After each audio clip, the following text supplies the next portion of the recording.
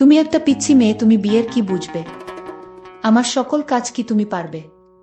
তোমার তো বিয়ের বয়স হয়নি, তাও তুমি বিয়ে করতে পাগল হয়ে গেছো কেন? পিচ্ছি মেয়েটি তখন বলল, আপনার স্ত্রীর থাইকা আমি বেশি পারবো। আপনার কতটুকু ক্ষমতা আছে আমার তা দেখার আছে। আমি পিচ্ছি মেয়ের মুখে এরকম কথা শুনে অবাক হয়ে গেলাম। একটা বাচ্চা মেয়ে বলে কি? মেয়েটা আরো বলল, আপনি আমায় বিয়ে করে দেখেন আমি কি করি। আমি তখন পিচ্ছি মেয়েটাকে বললাম, ঠিক আছে, তাহলে আমি বিয়ের আগে তোমার একটা পরীক্ষা নিতে চাই। যদি পাশ করো তাহলে আমি তোমায় বিয়ে করব।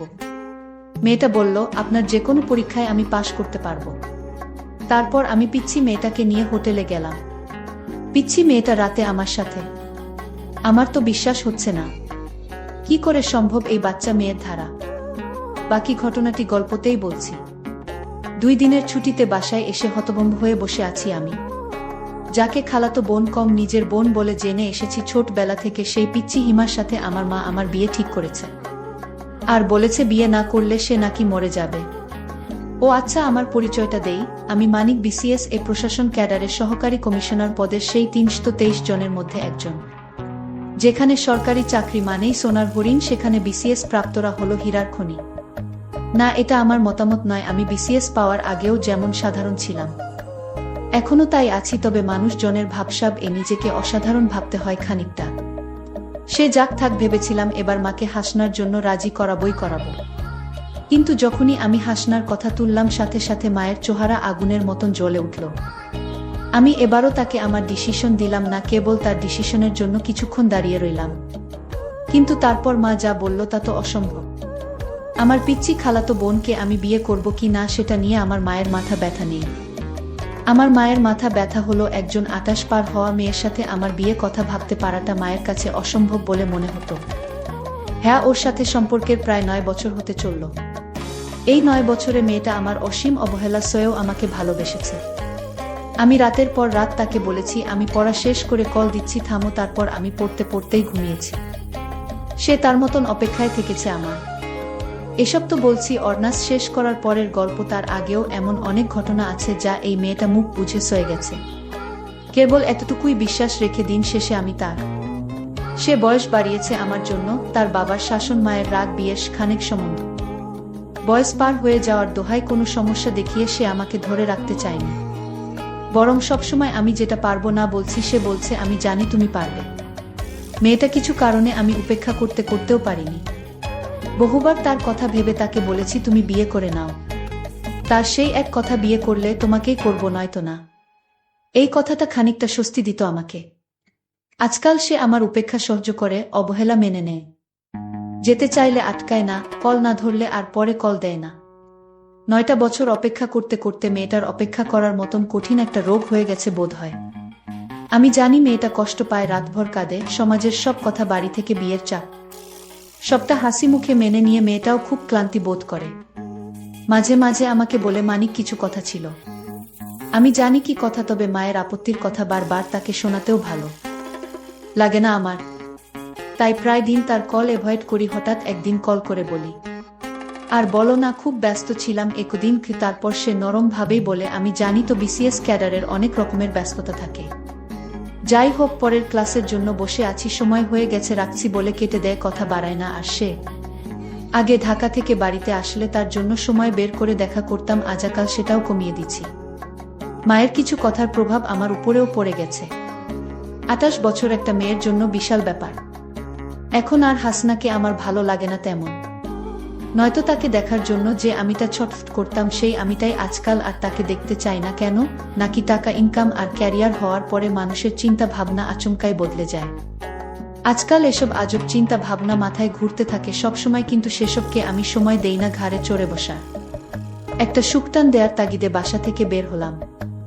তারপর অনেকদিন পরে এক মুহূর্তের জন্য হাসনাকে ছাড়া অন্য কাউকে নিয়ে ভাবতে শুরু করলাম। আকাশ মেঘলা হয়ে আসলো, হয়তো একটু পরেই বৃষ্টি শুরু হবে। আমি স্কুলের পাশের মাঠটায় বসে একা একা অন্য কাউকে নিয়েই ভাবছি। স্কুল ছুটির পরের বৃষ্টিতে কত ভিজেছি আমরা না? এটা আমার মনে পড়তো না। সদ্য কিছু ছেলে মেয়েকে দেখছি ভিজতে ভিজতে বাসার দিকে যেতে। একটা 2 বেনি করা মেয়ের দিকে চোখ যেতেই তার লাজুকটা দেখে বুঝলাম পাশের ছেলেটাকে সে খুব ভালোবাসে। কিন্তু এই মেয়েটা কি জানে প্রতিষ্ঠিত হওয়ার পরে ছেলেটা তাকে ছেড়ে দিবে, এই ভেবে কিছুটা মন খারাপ হয়ে গেল। তারপর মনে হলো আচ্ছা আমিও তো একই কাজ করছি। অতঃপর আর সেখানে বসে থাকলাম না। ঘড়িতে সময় তখন 2:30। হাসনাকে এখন স্কুলে গেলে পাওয়া যাবে, আমি সোজা ওর স্কুলের উদ্দেশ্যে চলে গেলাম। ও সেখানে চাকরি করে আজ প্রায় 5 বছর। গেটের সামনে রিক্সা থামতেই হাসনার সাথে আমার চোকাচোকি হলো। ইশারায় বললাম উঠে বসতে, তারপর তার দিকে চোখ ফেরাতেই এই প্রথমবারের মতন উপলব্ধি করলাম চোখের নিচে ডার্ক সার্কেলগুলো। এগুলো যেন সাক্ষী তার রাতের পর রাত না ঘুমানো। তারপর তার দিকে যতবার তাকালাম কেবল মনে হতে লাগলো এই মেয়েটাকেই তো একসময় খুব ভালোবাসতাম, এর জন্যই তো পাগলামো করতাম। তাহলে পাশাপাশি রিক্সায় বসেও আজ আমাদের এত দূরত্ব কেন? হাসনা এখন আর আমার সাথে কথা বলা, দেখা করা, ফুচকার আবদার এসবের জন্য জেদ করে না কেন? রিক্সাটা হাসনার বাড়ির সামনেই থামাতে বললাম, ও কিছুই বলল না, নেমে গেল। আমি বললাম আজ সন্ধ্যায় রিক্সায় ঘুরবো, নীল শাড়িটা পরে রেডি থেকে নিতে আসবো। ও এবার মুচকি হেসে বলল অপেক্ষা করব, তারপর বাড়ির ভিতরে চলে গেল। আমি বাসায় এসে একটা ঘুম দিলাম, কারণ আপাতত মাথা কাজ করছে না, একটা ঘুম দরকার। প্রায় 8টা বাজে। ঘুমের ভাবটা কাটতেই আবারও ফোন বাজতে লাগলো। ফোন ধরেই বললাম বলো। এমন কেন করো মানিক? কি করলাম? তোমার আসার কথা ছিল না? সরি ঘুমাচ্ছিলাম, 10টা মিনিট আসতেছি বলে কেটে দিলাম। তারপর হাসনার দেয়া খুব পছন্দের সাদা পাঞ্জাবিটা গায়ে দিলাম। ঘর থেকে বের হতেই মায়ের সামনে পড়লাম। তারপর মা বলল ফকিরের বাচ্চা, এত কাপড় থাকতে ওই ফালতু মেয়ের দেয়া পাঞ্জাবিটাই তোর গায়ে দেয়া লাগবে কেন? কোথায় যাওয়া হবে? না তোর বাসায় মানুষ আসবে, একটু পরেই বের হোস না। টেবিলে প্লেট রাখতে রাখতে এসব বলল মা। আমি বললাম বড় আপা আসবে নাকি? মা বলল তোর খালারা আসবে, তোর তো ছুটি নাই, তাই আজকে রাতেই বিয়ের সবটা করে নিতে চাই। আমি অবাক হলাম, তবে কিছু বললাম না। আবার রুমে এসে কিছুক্ষণ বসে থাকলাম। তারপর হাসনাকে কল দিয়ে বললাম নিয়ে বের হও, আর তোমার ভোটার আইডিটা একটু দরকার আছে, নিয়ে এসো মনে করে। ও বিশেষ কিছু জানতে চাইল না, বলল আচ্ছা। তারপর আমি এখন ওকে নিয়ে কাজী অফিসে বসে আছি। কাগজপাতি ঠিক হলেই আমরা বিয়ে করব। হাসনার চোখে হীরের চেয়ে বেশি ঝলকানি, আজ যেন ওকে একটু বেশিই সুন্দর লাগছে, একদম হুরদের চেয়েও বেশি সুন্দরী। বিয়ে পাত চুকিয়ে আমি হাসনাকে নিয়ে বাড়ি ফিরলাম। দরজায় দাঁড়াতেই সবাই আমাদের দেখে হতরম্ব। মা ওকে দেখেই যা নয় তা বলা শুরু করে দিল। বড় আপা এগিয়ে এসে হাসনাকে বাড়ির ভিতরে সোফায় নিয়ে বসালো। তারপর বলল এতদিনে একটা কাজের কাজ করেছিস ভাই। মা আপার কথায় অগ্নিমূর্তির ন্যায় বিগড়ে গেল। তারপর আবারও হাসনাকে বকতে লাগলো। তখন আমি বলা শুরু করলাম, মা এই যে তোমার বড় মেয়ে, তার বয়স কত করে বিয়ে দিয়েছিলে যেন? 27। তাও নাকি আপা তোমার কাছে ছোটই ছিল? পাড়া প্রতিবেশী কিছু বললে তার উপরেও ঝাঁপিয়ে পড়তে না করনি, অথচ আপার কত কত সম্বন্ধ ফিরে গেছে, মনে আছে তোমার? তবুও তুমি বলতে আমার মেয়ে এখনো বুড়ি হয়নি, ওর আরো ভালো ঘরে বিয়ে দিব। তারপর একদিন আপার বিয়ে হয়ে গেল, তখনও তোমাকে বলতে শুনতাম মেয়েটাকে আরো কিছু দিন রাখতে পারতাম। তোমার মেয়ে 28-এও তোমার কাছে খুকি ছিল, অথচ কথাটা যখন তোমার ছেলের ঘাড়ে এসে পড়ল তখন অন্যের মেয়েটা বুড়ি। আজকে যদি আমি ভালো পজিশনে না থাকতাম, ভালো টাকা স্যালারি না পেতাম, তখনও কি তোমার মতবাদ এমনই থাকতো? কই, আজ থেকে 5 বছর আগে যখন ওকে তোমার সাথে পরিচয় করিয়ে দিলাম, তখন তো তুমি ওকে বলেছিলে এমন চাঁদ মুখকে কেউ পছন্দ না করে থাকতে পারে। তাহলে আজকেন সেই পছন্দের মেয়েটাকে তোমার কাছে বুড়ি অসুন্দর লাগে? সেই মুখেই আজ কেন বয়সের ছাপ পড়ছে বলে লাগে? কারণ আজ তোমার ছেলে প্রতিষ্ঠিত, নাকি তুমি কয়েক হাজার টাকার মুখ বেশি দেখছো বলে? বেশি কিছু চাইনি মা, মেয়েটা আমার জন্য অনেক কিছু খুইয়েছে।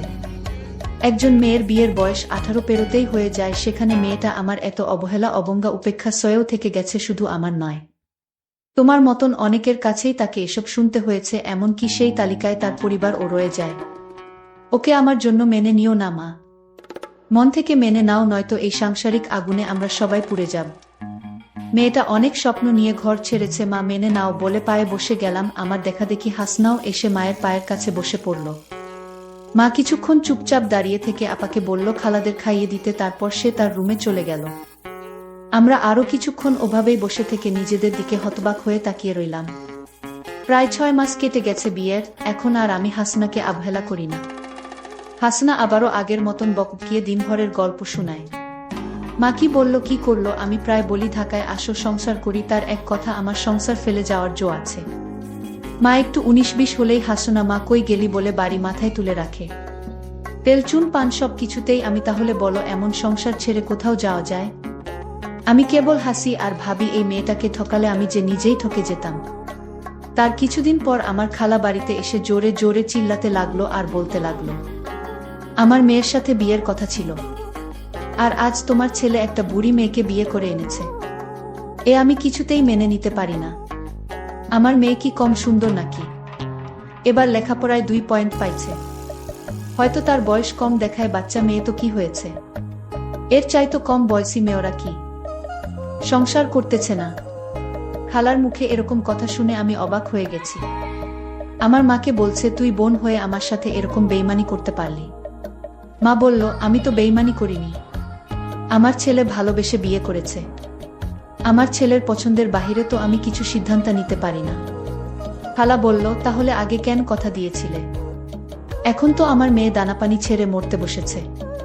মা বলল, এখন আর কি করার আছে আমার, বলতো তোর মেয়েকে বুঝা। খালা বলল, আমার মেয়ের যদি কিছু হয় তাহলে আমি কিন্তু মা ছেলে কাউকে ছাড়ব না। খালার মুখে এরকম কথা শুনে আমি একটু চিন্তায় পড়ে গেলাম। আমি জানি খালা এখন আমার বড় চাকরি হয়েছে, তো তাই আর লোকটাকে সামলাতে পারছে না। আমি এসব ভাবতে লাগলাম। আমার মাকে বললাম, মা তুমি কিছু চিন্তা করো না, তোমার বোনের পিচ্ছি মেয়েকে আমি সব বুঝিয়ে বলবো, আমি আশা করছি সব ঠিক হয়ে যাবে। মা বলল, তাই যেন হয় বাবা, মেয়েটা যদি কিছু করে বসে তাহলে তো তোর উপর ঝামেলা হতে পারে। আমি বললাম, মা এ নিয়ে তুমি কোনো চিন্তা করো না, কিভাবে কি করতে হয় আমার সব জানা আছে। তারপর একদিন খালার পিচ্ছি মেয়েটা হঠাৎ আমাদের বাড়িতে আসলো। আমি তাকে বললাম, আসো তুমি আমার ঘরে আসো। পিচ্ছি মেয়েটা আমার রুমে আসলো। আমি তাকে বসতে বললাম, দেখলাম মেয়েটা কাঁদছে। আমি বললাম, এই মেয়ে তুমি কাঁদছো কেন? মেয়েটা বলল, আমি আপনাকে ভালোবাসি তাই। আমি বললাম, তোমার কি ভালোবাসার বয়স হয়েছে? আর তোমার বিয়ের বয়স হয়নি, এখনই বিয়ের জন্য এত পাগল হয়েছ কেন? পিচ্ছি মেয়েটা বলল, আপনার স্ত্রীর চাইতে আমি আপনাকে বেশি সময় দিতে পারবো, আমার বয়স কম হলেও বিয়ের সকল কার্যক্রম চালিয়ে যেতে পারবো। আমি তো এই পিচ্ছি মেয়ের কথা শুনে অবাক হয়ে গেলাম। ছোট একটা মেয়ে বলে কি?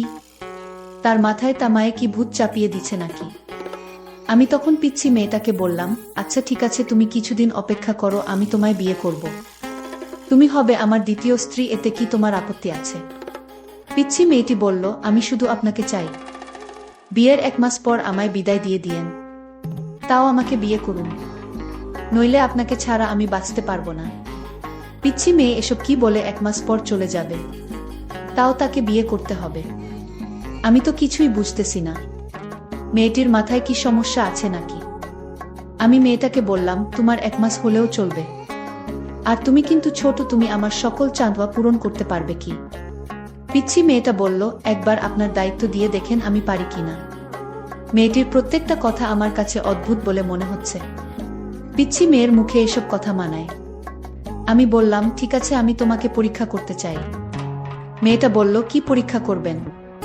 আমি বললাম, আমি যে তোমাকে বিয়ে করব সেটা আপাতত আমার স্ত্রীকে জানানো যাবে না, বিয়ে হয়ে গেলে পরে জানলে কোনো সমস্যা নাই, কিন্তু আগে যদি তুমি আমার পরীক্ষায় পাশ করতে পারো তাহলে আমি তোমাকে বিয়ে করতে পারবো।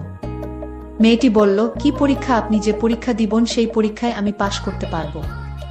আমি বললাম, তাহলে তুমি আমার সাথে একদিন দূরে কোথাও যেতে হবে। সে বলল, আপনি জেনে বলবেন সেখানেই যাব। আমি বললাম, তাহলে তোমায় নিয়ে পটুয়াখালী যাব ঘুরতে। সে খুশি হয়ে বলল, ঠিক আছে। আমি পরের দিন তাকে পটুয়াখালী ঘুরতে নিয়ে গেলাম। তারপর রাত হলো, আমরা একটা হোটেলে উঠলাম। তারপর আমি বললাম, আজ রাতেই তোমার পরীক্ষাটা নিবা? আমি বললাম, আচ্ছা তুমি আমায় সত্য করে বলো তো, তুমি কি কাউকে ভালোবাসো? সে বলল, বাসি আপনাকে। আমি বললাম, এটা মিথ্যা, তুমি অন্য একটা ছেলেকে ভালোবাসো, তাই না? সে বলল, না, আমি আপনাকে ছাড়া কাউকে ভালোবাসি না। তারপর যে ছেলেটি তাকে পাগলের মতো ভালোবাসত সেই ছেলেটিকে আমি ডাক দিলাম, দিদার তুমি আসো তো, দিদার তুমি সব খুলে বলো। দিদার বলল, স্যার আপনার খালাতো বোন আমায় পাগলের মতো ভালোবাসত, কিন্তু আপনার যখন বড় চাকরি হয়ে গেছে তখন আপনার খালা তাকে আপনার কাছে বিয়ে দিতে চায়।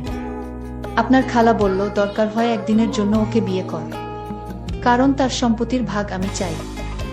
আপনার খালা একজন লোভী মানুষ। আমি তখন পিচ্ছি মেয়েটাকে বললাম, এসব কি বলেছে ছেলেটি?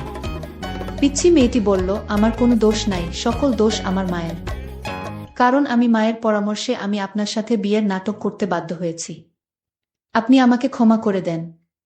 আমি পিচ্ছি মেয়েটাকে বললাম, আমি তোমায় মাফ করতে পারি, তবে আমি তোমাকে 2 বিঘা জমি তোমার নামে বিক্রি করে দিলাম। আর সেই টাকাটা দিয়ে তোমরা দুজন বিয়ে করে সুখে থাকো। আমি বুঝি ভালোবাসার কি মর্ম। পিচ্ছি মেয়েটি বলল, আপনি আমাকে ক্ষমা করে দেন। বন্ধুরা, আজকের গল্পটি কেমন লাগলো তা অবশ্যই কমেন্ট করে জানাতে ভুলবেন না।